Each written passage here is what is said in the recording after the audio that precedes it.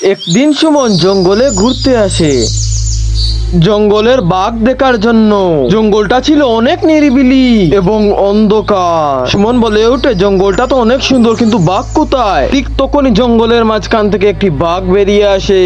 আর সুমন ভয় পেয়ে বলে, এই তো বাঘ। আর ধীরে ধীরে বাঘটা তার কাছে আসে। আসার পর সুমনকে জিজ্ঞেস করে, তুমি কি আমাকে ভয় পাচ্ছ না? সুমন সাথে সাথে বলে উঠে, ভয় কেন পাবো, তুমি তো আমার বন্ধু। তখন থেকেই তারা বন্ধু হয়ে যায় এবং একসাথে থাকা শুরু করে। তারা একসাথে খাবার খায়, পিৎজা, বার্গার, আরো কত কিছু। সুমন বাঘকে বলে, খাও খাও, তুমিও খাও। তারপর থেকে তারা দুজন সুন্দরভাবে জীবন যাপন করতে থাকে।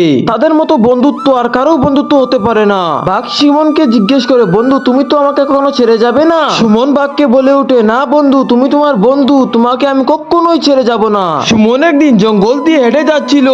হঠাৎ সামনে দেখতে পায় একটা বাঘ। সুমন দেখে ভয় পেয়ে যায়, কিন্তু এটা ছিল তার বন্ধু, তাই তারা একসাথে চলে যায়। তার ঠিক কয়েকদিন পর সুমন আবার জঙ্গল দিয়ে আসতেছিল। সেদিন জঙ্গলে ছিল একটি দুষ্ট বাঘ। সুমন গিয়ে তাকে জড়িয়ে ধরে এবং বাঘটা তাকে খাওয়ার জন্য প্রস্তুত নিয়ে নেয় এবং তাকে খেয়ে ফেলে। এদিকে সুমনের রক্তাক্ত শরীর পড়ে আছে, অন্যদিকে সুমনের বন্ধু বাঘ আসে এখানে। এসে ভাবতে থাকে তাদের পুরনো কথা।